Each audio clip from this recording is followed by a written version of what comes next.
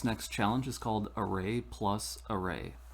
I'm new to coding, and now I want to get the sum of two arrays, actually the sum of all their elements.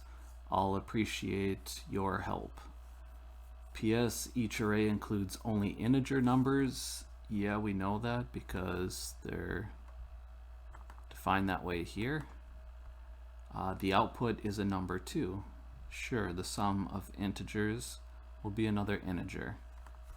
So we've used some methods that would be extremely useful here. Hopefully you remember those.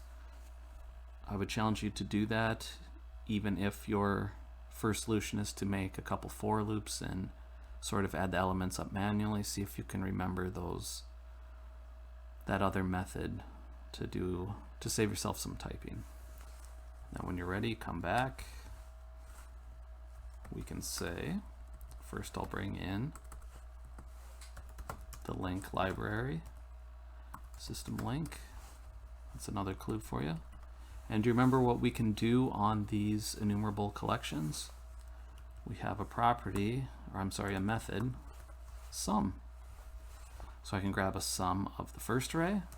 I can add that to the sum of the second array, and those together should be the sum of all of the elements involved. I'll go ahead and test this. Passes the initial test, and maybe that's all I need. It looks like it's going to submit right away.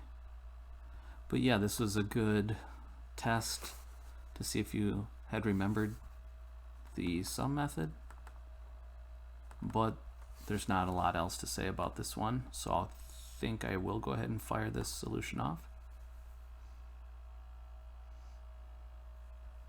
And yeah, you see the same thing. That was a very popular answer. Yep, here they did a couple for each loops, but it's a lot of extra typing that you really don't need to do.